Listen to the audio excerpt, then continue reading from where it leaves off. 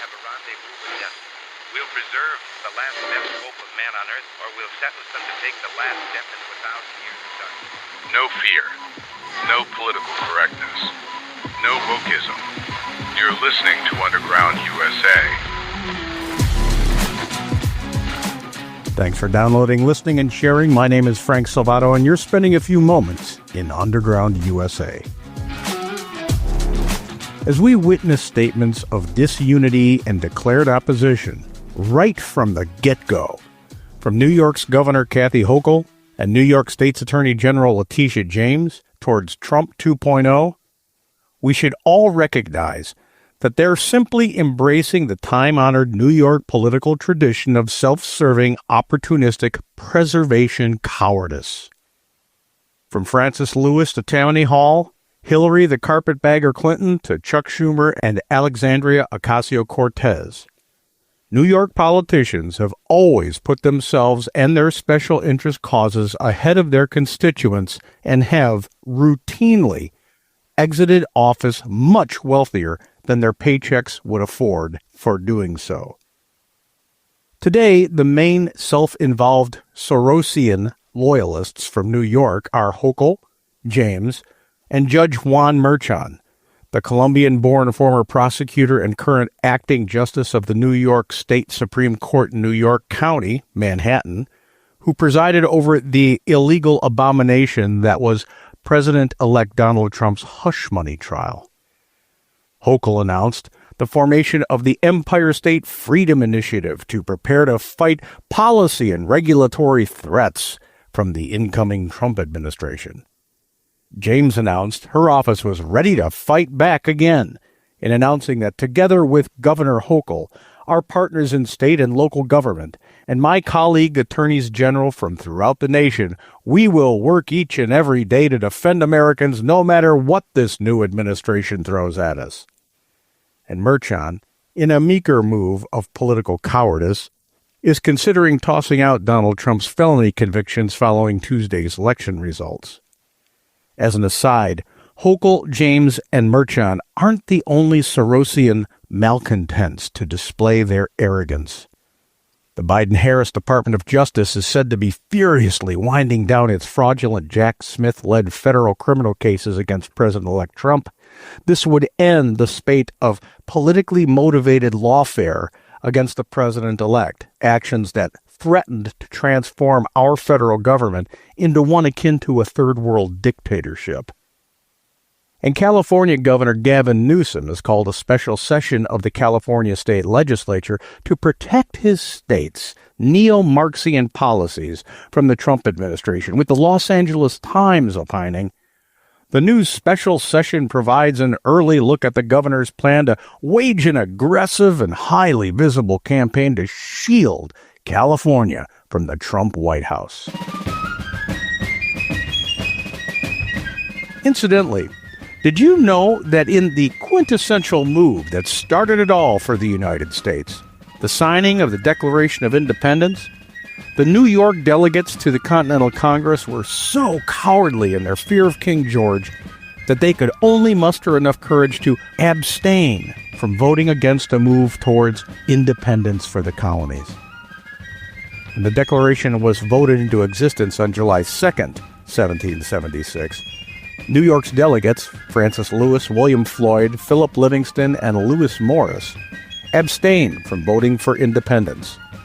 In a politically disingenuous and strategic move, the New York delegates were instructed to wait for further guidance from their provincial Congress as they put their fingers into the wind to divine which would be the more advantageous course to take for themselves and their elitist brethren. The colony of New York was politically divided. There was a significant loyalist presence in the colony who remained loyal to the king and gleaned significant wealth from remaining British subjects. So, to preserve their status and success, many were unwilling to break away from British rule. This division, especially with the wealthy elites on the loyalist side, meant that the provincial Congress was purposely slow to give the go-ahead for independence. As a result, the colony of New York took a knee rather than standing with the other 12 colonies whose delegates had the courage to confront the most powerful military on the planet at that time. Today, the self-serving arrogance of New York's political elites outshines the opportunism of those who previously held their stations. In their declarations, Hochul, James, and Merchan have announced to the country, in the face of an overwhelming national mandate, that they intend to lead a charge against the people's full-throated choice and the choice of a growing and significant number of voters in the state of New York. This is a perfect example of the elitism that has gripped not only New York City and the Empire State, and especially among those of the woke leftist class, but also the nation's many blue urban areas. Of the 141.025 million votes cast in the 2024 general election for President of the United States, that's roughly 41.8% of the American people, New York cast 7.778 million votes. This is for a population of 19.571 million people, or approximately 39.75% of those living in New York. Of those casting a ballot in New York, just 4,341,453 cast a ballot for Kamala Harris, the loser. So let's do some basic math here. Calculating these numbers, Hochul, James, and Merchan advocate for just 1.29% of the American people and 22.19% of the people in the state of New York, the scant few people who voted for their unique brand of totalitarianism. That's an extreme minority of the American people, and not even a quarter of the people in the state they're supposed to be representing. Yet the Sorosians, Hochul, James, and Merchan, somehow feel they're entitled to create and continue down avenues of political persecution to negate an electoral mandate the American people have delivered to President-elect Trump. They feel entitled because of their addiction to power, their loyalty to the far-left neo-Trotskyism of the progressive movement, and their lust for political self-preservation, to place the ideological machinations of just 1.29% of the American people above the mandate, ignoring the 3,436,961 people of their own state and the 72,837,965 of people nationally who took a stand against exactly the unilateral totalitarianism they bully onto the main stage. The very important questions that must be asked here are, who do they actually serve? Who are their masters? When we answer those questions, we, those who voted for a return to constitutionalism and the obliteration of the deep state bureaucracy, will know where to apply the disinfectant. The far-left totalitarian indignants of Hochul, James, and Merchan, as well as Newsom in California, also make an incredibly strong case for and exemplifies why we must keep and defend the Electoral College. Simply put, if we don't maintain the sanctity of the Electoral College, we'll be ruled by the Hochuls, the Jameses, the Merchants, and the Newsoms. We will be ruled by the whims of those who sit in the elitist seats of power in our nation's decidedly partisan urban areas. To acquiesce to the idea of rule by popular vote is to take a knee to the mob and cede power to the Klaus Schwabs, Bill Gateses, and George Soroses, the global elites. The rights of those who live in all but the urban center counties, those who farm our food and make the products we use, will be ignored and essentially become non-existent. James Madison, noted as the father of the U.S. Constitution, although some would argue he expounded on the work of George Mason, put it quite succinctly when in Federalist 49, he emphasized the historical perspective against pure democracy, foreseeing today's need to defend the Electoral College in saying, "The experience of all former ages had shown that of all human governments, democracy was the most unstable, fluctuating, and short-lived. Looking at the map of the 2024 presidential general election results by county, we can see how chilling it would be if only the blue areas had a say in how the entire nation was governed.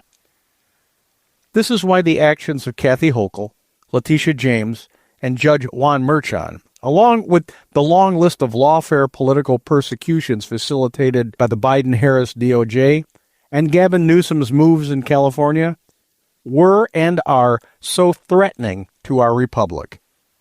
We're going through a great awakening here in the United States with regard to how selfishly corrupt and unlawful the far left has come to be. This awakening must continue to take place, and evidently, especially in New York State. When we come back, our segment on America's Third Watch, broadcast nationally from our flagship station, WGUL AM 930 and FM 93.7 in Tampa, Florida. You're listening to Underground USA. They're funding abortions, demanding Americans comply with their woke climate agenda. They teach people that the U.S. is a system of white supremacy while stripping away your Second Amendment rights. A California Democrat? No. It's Bank of America under CEO Brian Moynihan. There's enough people pushing political agendas in America. Your bank shouldn't be one of them. Bank of America. Their lies start with their name. Who helped cause soaring gas prices? BlackRock. Who contributed to outrageous housing prices? BlackRock. BlackRock and Larry Fink spent years harassing oil and gas companies, making them divest from fossil fuels. Now you feel the pain. And BlackRock-owned companies are snatching up houses, crippling families. Now BlackRock's former ESG czar, Brian Deese, is Biden's economic advisor, crushing America from within. That's what BlackRock is really about.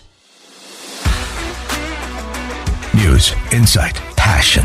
AM 930, The Answer.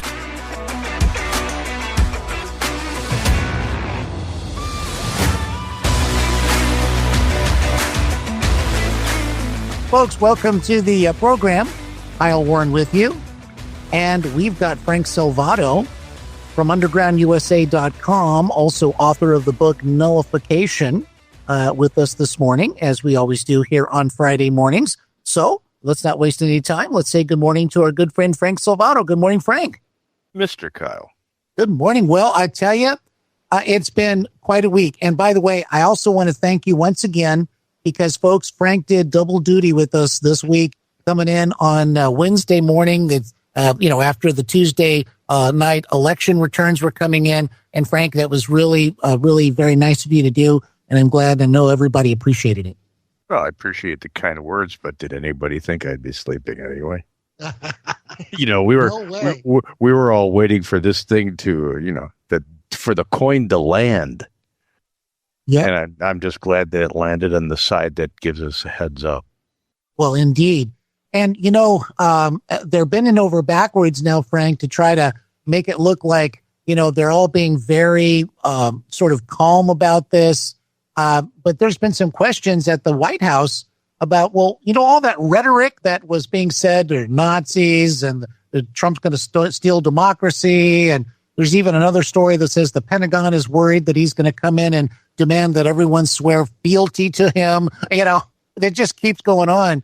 But what's happening with that? Why are they suddenly now trying to look as if, no, we never really said that kind of stuff? Well, add to the list there the people of the sycophants of the Kamala Harris campaign, like the Lincoln Project. One of the heads of the Lincoln Project was just off the rails about Trump dying in prison if he tries to steal the election, and you'll get yours. And there was a lot of rhetoric on the left side that was so over the top that it became unbelievable. And I think that sews up the entire Kamala Harris campaign and Biden administration in just one sentence. Over the top. It's why the American people said we can't have these lunatics in charge anymore. You know, if they wouldn't have pushed so hard on their agenda to push the country so far to the left, so far, like 10 times farther than Obama had ever teed it up to go, they would have had a chance at another 4 years, because the media had done their job so well in condemning Donald Trump as this megalomaniac who only cared about himself and wanted to rule the United States like Stalin. But when the American people started to open their eyes, and they did, thank God, before the election, all they saw were people who were trying to get them to be fearful. With all of these labels they tried to throw at him, and it changed almost by the week. I mean, it was, if they had a meter, what's the meter say today? Oh, it says fascist today. Okay, we're going with fascist. What today? Oh no, it's Hitler. Excellent. How about Stalin next week? That'd be wonderful too. We'll see if the meter reads that next week. They changed everything because nothing stuck, and the more outrageous they got, the more the people said these people are full of it. Yep. Bill, you're exactly right. And of course now, Frank, if certain groups of voters are now being targeted as well by the Democrat pundits and those activists and so forth. For example, evidently, if you are a Latino and you voted for Trump, now you hate women. It's so ridiculous. Everybody should, when you hear this stuff coming out of the usual suspects, and it's always either people who lost dramatically, if they're in the elected class sphere, or the mainstream media punditry, it's because they're flailing for relevance right now. You know, Latinos this whole thing is about racism and misogynism, and nobody was ready for a female president. How about this? She sucked as a candidate. She wasn't qualified, and she should have lost. But they're all invested in the narrative they tried to create around her. So you're going to hear every excuse. But that's a beautiful thing for us right now, because if you're hearing excuses, it means those are the people who lied to you for 4 years, and you shouldn't listen to them anymore. So if all of a sudden your favorite news people are telling you how awful you are because you're Latino and the Latino community voted not just men, but women for Donald Trump, then stop listening to who's telling you that you're bad. Because they lied to you and they tried to manipulate you into voting the way they wanted. They didn't try to educate you on who the people were for you to vote for. That's the job of the media. The media is supposed to be objective. If you're hearing that you were bad because you voted a certain way, that's not objective. That means they're part of the brainwashing machine. Get rid of them. That's right.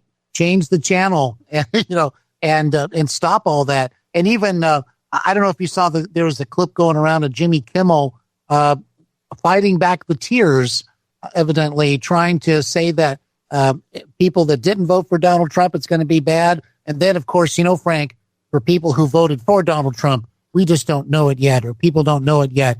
It's going to be bad for them too. Jimmy Kimmel's a moron. He's slightly amusing at times.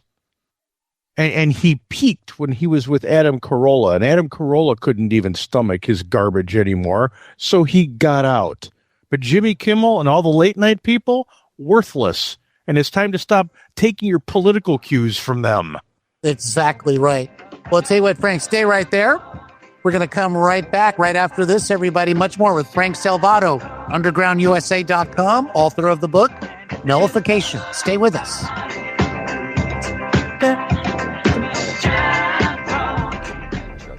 The federal government is becoming more centralized by the day. Opportunistic politicians are centralizing power in Washington, D.C., and incrementally whittling away at our rights. Should the worst-case scenario play out and Kamala Harris and Obama 3.0 assume power on November 5th, we must be prepared with a plan to rein in the Marxism they will unleash through the federal government.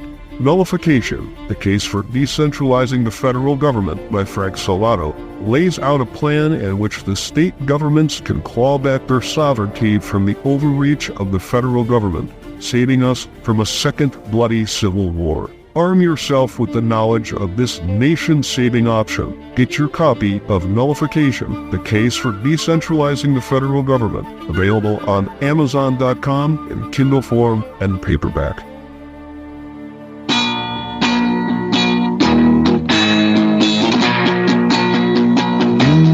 News, insight, passion.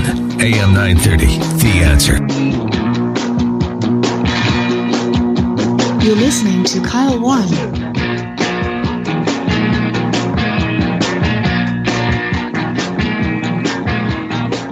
All right, well, Friday mornings never sounded so good. Welcome back, everybody. Kyle Warren with you, and we've got Frank Salvato, of course. UndergroundUSA.com is the website. He's also author of the book Nullification, which you can also find, in addition to UndergroundUSA.com. You can find it on Amazon as well. So head over there, check it out, and get your copy, of course, if you haven't already had that opportunity. But let's say good morning again to Frank. Welcome back, Frank. Mr. Kyle. All right. Well, Frank, is Senator Bob Casey, is he an election denier at this point? As far as I know, he hasn't conceded in Pennsylvania, and that is quite an upset anyway, in its own right. Yeah, I don't put him in the same class as Hillary Clinton or the president of the universe from down in Atlanta. But it would be nice if he actually looked at the writing on the wall and did right by the people of Pennsylvania instead of making the entire country look at Pennsylvania and go, "Why are you doing this?" Yep. And that's really what we should be doing with any state that hasn't finished counting votes yet. We should be looking at them and saying, if states with populations like Illinois and Florida and New York can be done, why aren't you done? Mm-hmm. Florida especially. Florida's not it's got a large population now. Its electoral college votes represent that. It's a major population state, and their counting is finished. So any other state that says, well, we need 13 weeks to actually count the votes, it's interesting that it always correlates to the charges of vote manipulation by elected officials in those states. So just get it done. Casey, he lost. It's 53 in the Senate now. He lost. Now we're looking at the House. So, and as soon as those states that are dragging their feet to try and find, the Al Franken votes in the trunk, that's how pathetic this is, and people see right through it now. Yeah. When you look at those vote totals, and I have yet to actually go in and do the math for myself, but I'm seeing it coming from too many reputable people. When you have 15 million more votes in the last general election just for Democrats, and the average is all the same going all the way down, including 2024, which was the most thumped presidential election in modern times. Mm-hmm. It's blatant to see that there was vote fraud that happened in 2020. You really have to be intellectually stunted not to go, whoa. How could there be a 15 million vote spike for Democrats in 2020, but the election of the millennium is happening in 2024 and they just vanished? Yeah, well, you're right. There are people who are saying, this kind of makes me think that something was afoot. I'm talking, people that that say to me or gets back to me that, it calls into question what was going on in 2020. So people who would have not perchance been interested in looking at voter fraud of that time of that election are now saying, just for exactly what you're talking about. Yeah, I'll give you a little bit of fudge because of COVID, and I mean a very little bit. because mistakes will happen when you're trying to figure out a catastrophe of timing like that. But there are opportunistic people, and they're on both sides of the aisle, but the more nefariously opportunistic people exist on the far left. And it's not just a mistake when it's 15 million. Mm-hmm. So if there was ever a great argument for saying, you know what, I don't want the federal government involved in any of the structure or the operations of statewide elections, but I think we can all agree that no matter how your state runs your election, it should be that voter ID is something that needs to be required. That's not getting involved in how you run your elections or how you award your electoral votes or how you tabulate your ballots. But it is saying, you know what? We have to protect the Constitution and the direction of the country for people who are supposed to be voting and not people who want to be able to print ballots and deliver them. So voter ID as a stand-alone requirement for election, I can get behind at the federal level. Otherwise, the federal government has to butt out of what the states do with their elections. Well said. Well said indeed. And, you know, Frank, something else I was interested to get your take on this morning, and that is some of these different universities, they're, trying to help out the students who are now traumatized. James in Clearwater, he sent us a direct message, and he says, I wholeheartedly support milk, cookies, crayons, and Play-Doh for traumatized college students. At least they're getting something tangible for their overpaid tuition. But what do you think? As long as we deduct the cost of all of that from their loan forgiveness that the Biden administration wants to give them, and this idea that we have to have safe spaces for the traumatized people, the overly pierced, that have conned their way into university. I mean, enough. Yeah, if we had to have safe rooms like this back in the 1940s, no one would have gone to war and the Nazis would have been reigning the world. So enough. This coddling, babying, sickeningly overprotective helicopter. We must protect the children. If you really want to protect the children, help them understand that sometimes life's a little rough. Yep. But safe space? If I never hear that again, unless it's in a room where they're trying to keep innocent children away from drug lords who are raiding a house, I don't want to hear it. And anybody who's saying we need a safe space, I've really got no use for. It is kind of it's very sad that it's all come to that, Kyle, your show must be a safe space for us. We need a safe space. Yeah. Oh, yeah. Well, exactly. I mean, 4 years ago, it was the shoe was on the other foot, and people said, well, we're going to keep going. We have to get up and we have to. And Trump, the one person in the entire universe, said, I'm going to keep doing this. I'm starting my campaign pretty much right now, and he just kept going. What did that disingenuous reprobate Barack Obama say after he won his election when people were going, no, elections have consequences, man. Yeah, that's right. So suck it up. Well, Buttercup, it's time. Put the sippy cup down. I know you're just a sophomore at college. And you can't, the apron strings go all the way back across the country to where it is you came from. But put the sippy cup down, because life can throw some curveballs. And if you don't learn how to hit them, you're going to strike out every time. And if you have a government that doesn't want to be a nanny for you, you're going to end up starving to death. So get with it. Yeah. Well, exactly right. Well, somebody else is trying to get with it. We've got some Democrat governors, Gavin Newsom especially, who's going to try to Trump-proof California at this point. He's having a special session of the legislature to do this. And, come on, man. I'll do it, Joe Biden. Come on, man. him and Kathy Hochul in New York, we're going to start a commission to make sure Trump doesn't get away with anything. Govern your state. That's it.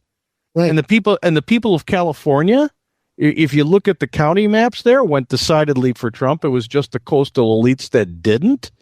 And the referendum there to get a little bit tougher on crime instead of letting the criminals run rampant, that passed. So 70%, exactly. Yeah. So how are you going to Trumpize your state? You're going to force your residents to do something you don't want to do? Boy, I thought you weren't a Nazi. And in New York, Letitia James and Kathy Hochul, well, we're going to figure out we're going to start a commission to make sure Trump doesn't get away with anything. And Letitia James, I'm doubling down. Boy, did you look at the election results in New York? Yeah. Trump was like up what, plus 16 from the last time? Yeah, this is significant, very significant. But Frank Salvato, undergroundusa.com. Author of the book Nullification. Thank you so much, my friend. I'm going to look forward to talking with you again on Monday. Stay low, my friend. You too. Take care. Frank Salvato, everybody. Undergroundusa.com. We're coming back. We got Guy Lamacos from the Two Guys Gun Shows. Don't go anywhere.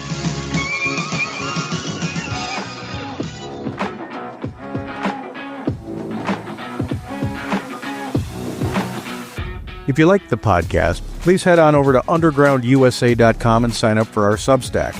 It brings new podcasts and articles directly into your email inbox, circumventing the fact checkers and the censors of social media. And please remember the people who lost everything in the storms in western North Carolina, eastern Tennessee, and northern Georgia. Just because the mainstream media has moved on to licking their wounds over the Trump victory doesn't mean they still don't need our help. And as the holidays approach, remember to talk politics, religion, and current events with your family, friends, acquaintances, and colleagues. You don't have to be caustic about it. Just talk and listen to what they have to say about things. You'll find out then that we've got more in common than we do in difference, and that it's been the deep state apparatus, along with the mainstream media, who has been dividing us all along. We take their power away when we come to realize we're all Americans. You're listening to Underground USA. No fear, no political correctness, and no wokeism. My name is Frank Salvato.